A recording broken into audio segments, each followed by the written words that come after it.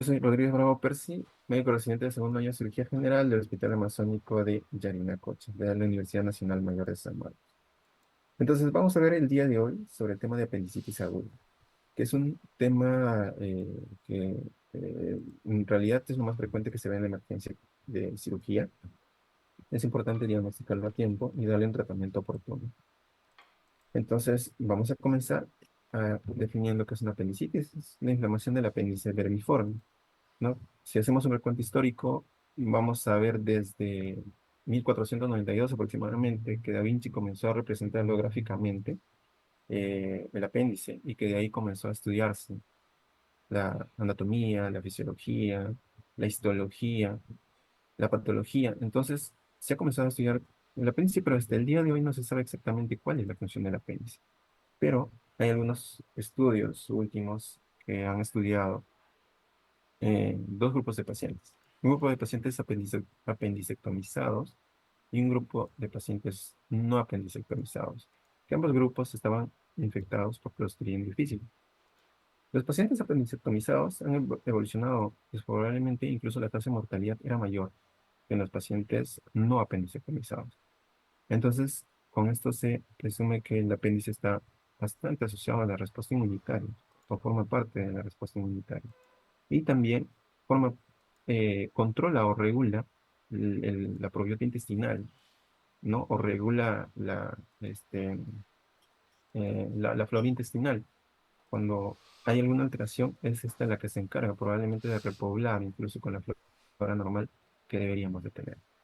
También, otros estudios que se han hecho, se ha visto que la apendicectomía antes de los 20 años se ha asociado al cáncer de próstata.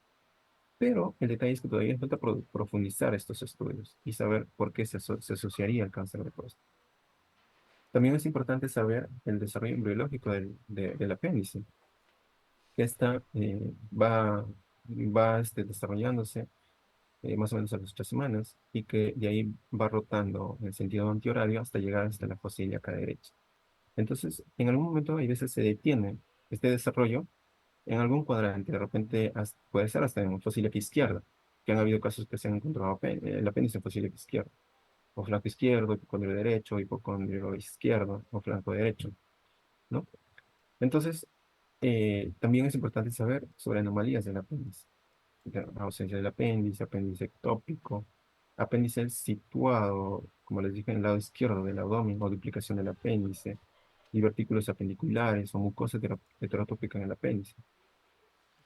Apéndice ectópico se ha encontrado hasta en tórax, en diafragma también. Ahora, es importante saber también sobre los tipos de apéndice. Tenemos tres tipos, el tipo A, B y C. El A y B son las formas infantiles, es la forma infantil. El A, que es una base ancha, y el B, que es una base estrecha que se asemeja a la del adulto.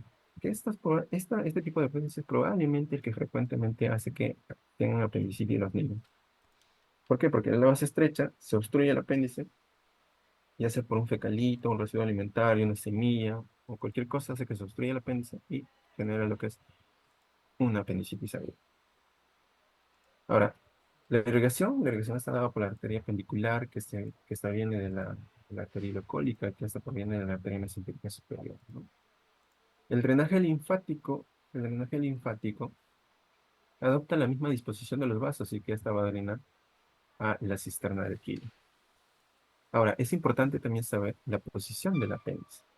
El apéndice puede ser retrocecal, que es el más frecuente, más o menos en 50-60%, y la pélvica un 30%, en la subcecal un 7%, y de ahí todas las demás presentaciones o posiciones del apéndice.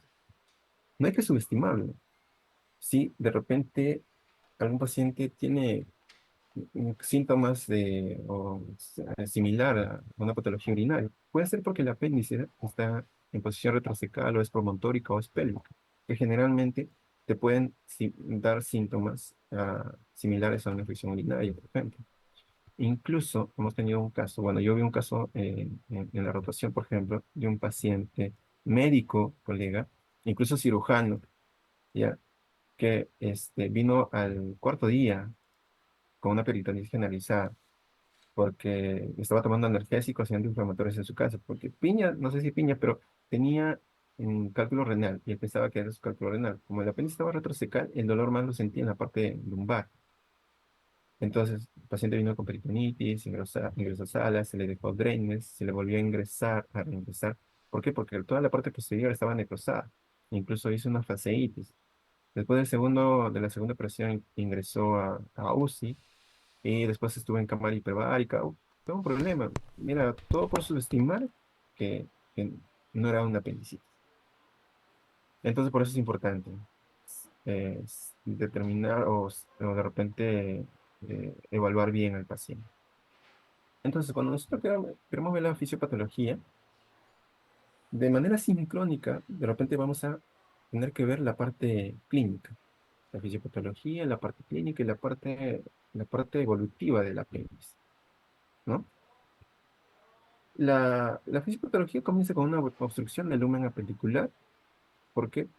Porque un, este, es un órgano con fondo ciego, en la cual se obstruye, aumenta la presión intrapendicular, se obstruyen los vasos capilares y linfáticos, se obstruye el retorno venoso, se obstruyen las arterias, comienza a haber una isquemia, se perfora y sale el contenido al abdomen y genera una peritonía. Entonces, ahora yo tengo que evaluar los síntomas, ¿no? Ahora, las fases de la evolución del apéndice, ¿no? Es flemonoso, congestivo, que es primero, luego flemonoso, necrótico y luego se perfora. Entonces yo tengo que ver más o menos en qué momento tengo un apéndice congestivo, que más o menos es en 4 a 6 horas, flemonoso en 6 a 12 horas, o un necrótico gangrenado de 12 a 24 horas y más de 24 horas ya se perfora el apéndice. Ahora, en la parte clínica yo tengo que evaluar el primer signo clínico, el primer síntoma que presenta el paciente es el dolor abdominal. Entonces yo tengo que evaluar bien, yo tengo que preguntar al paciente, porque el paciente no me va a decir, por ejemplo, las características del dolor. Yo tengo que evaluar la antigüedad del dolor, tengo que ver el tiempo, y el tiempo me ayuda a determinar en qué fase podría estar el apéndice, si es que es un apendicitis. Tengo que ver la localización, dónde está localizado el dolor. Tengo que ver la intensidad. La intensidad generalmente del apendicitis es progresiva. Comienza con un dolor leve, de tipo visceral, porque se activan las fibras de tipo A. Es un dolor somático, ¿no? Que posteriormente se va haciendo somático y se va localizando el dolor. Incluso es migratorio, ¿no? Hace la cronología de Murphy, que se va de epigastrio al ombligo, del ombligo a fosa ilíaca derecha. Pero solo el 60% de pacientes hacen cronología de Murphy. Entonces, por lo tanto, es importante saber esa característica. Ahora, el tipo de dolor, o sea, ¿cómo es, no? Si está irradiado o no irradiado, generalmente se irradia hacia el ombligo. Y se atenúa o no se atenúa, o con qué se atenúa, ¿no? Y el otro signo o síntoma importante que va a presentar el paciente es la hiporexia o anorexia, ¿no? ¿Por qué? Porque el sistema nervioso lo recepciona, que una parte del intestino está distendido, entonces por lo tanto se bloquea eh, este, el, se bloquea el núcleo de la saciedad, ¿no? O sea, el paciente se siente saciado, se siente lleno. Ahora, tengo que ver si el paciente también tiene náuseas o tiene vómito. Incluso las náuseas en pacientes adultos, el Schwartz, por ejemplo, dice que si tiene náuseas primero y luego tiene dolor, incluso hay que hay que descartar que no sea apéndice, porque lo primero que se presenta en la apendicitis es el dolor. Salvo que sean niños o que sean ancianos, que en ellos sí es atípico el dolor o que sea gestante. También puede haber deposiciones líquidas, puede haber estreñimiento, ¿no? La temperatura es menor a 38,5. Luego, este, ya cuando se va localizando el dolor, ¿no? Puedo tener los puntos dolorosos positivos. Puntos dolorosos hay varios para evaluar. McBurney, Robson, psoas, punta talón, Bueniomucci, Lumber. Hay muchísimos puntos dolorosos que yo puedo evaluar. Y si ya hay una peritonitis, por supuesto que va a haber una defensa de la pared abdominal, va a haber una rigidez abdominal. Ahora, escalas para el diagnóstico. Hay varias escalas. La más utilizada ha sido en los criterios de Alvarado, que se ha utilizado, que antes te daba el manejo, ¿no? Decía, más de 7 lo opera el paciente. menos de 3 no es apendicitis. Si de 4 a 6 lo vuelvo a revaluar. Pero la guía de Jerusalén ya ha determinado que los criterios del varado te sirven para poder descartar que no sea apendicitis. O sea, con criterios del varado menos de 5 me descarta del 95 al 99% de que no es apendicitis. Y de ahí se puede utilizar cualquiera de las escalas para el diagnóstico de apendicitis a la que mejor se adapte. Ahora, para el diagnóstico tengo exámenes auxiliares, ¿no? Tengo la parte laboratorial y tengo la parte de imágenes. En laboratorio, yo le pido hemograma, le pido PCR, examen de orina. Si es mujer en edad fértil, a todas debemos de pedir HCG.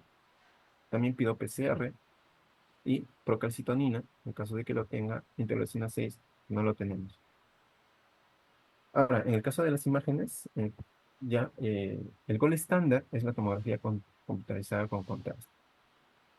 Ahora, la ecografía es operador dependiente, pero sí me es útil.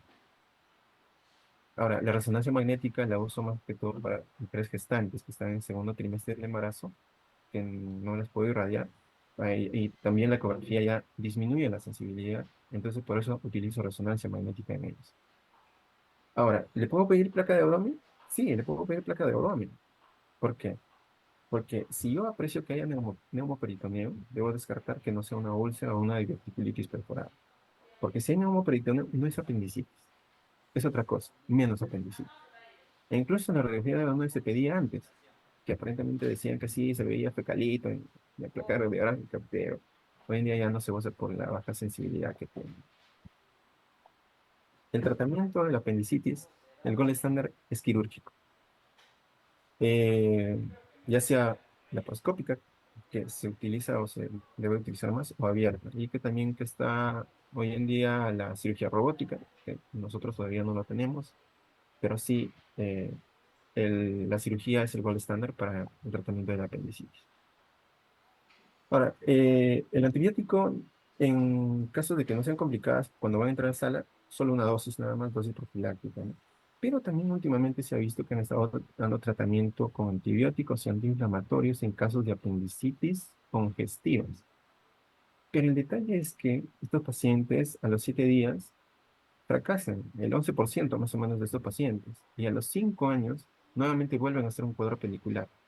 Entonces, no sé si realmente está bien solo tratar con antibióticos y, y ver que a los 5 años nuevamente vuelven por cuadro pelicular y a los 7 días tengo el 11% de complicado. Sería bueno estudiarlo mejor, ¿no? Entonces, acá tenemos el algoritmo diagnóstico. Bueno, este es el Savinson.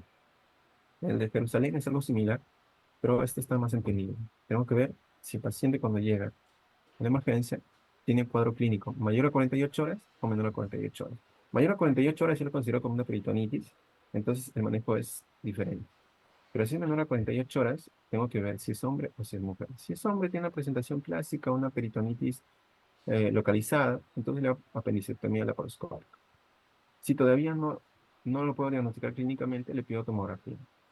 Si en la tomografía con contraste me sale esa apendicitis, apendicectomía laparoscópica. Pero si no me define, entonces yo al paciente le dejo en observación. Por 6 horas le hago su control de hemograma, un PCR. Entonces, y no mejora, entonces le hago la laparoscopía diagnóstica.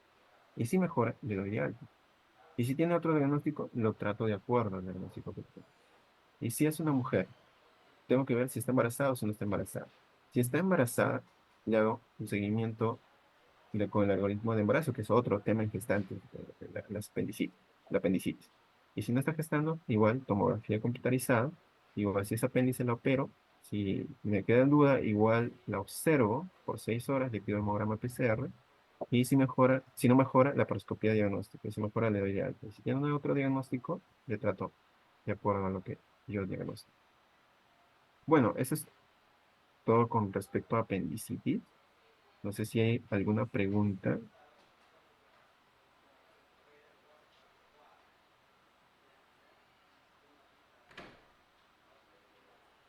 ¿Aló? ¿Me escucha? Sí, doctor, buenos días. Buenos días, ¿qué Aló, tal? ¿Cómo está? Sí, ¿me ¿qué escucha? tal, doctor? Buenos días. Soy la doctora Andrea Barría del Centro de Salud Centroamérica. Una ¿Qué tal? consulta ¿Cómo en está? cuanto a los cuadros de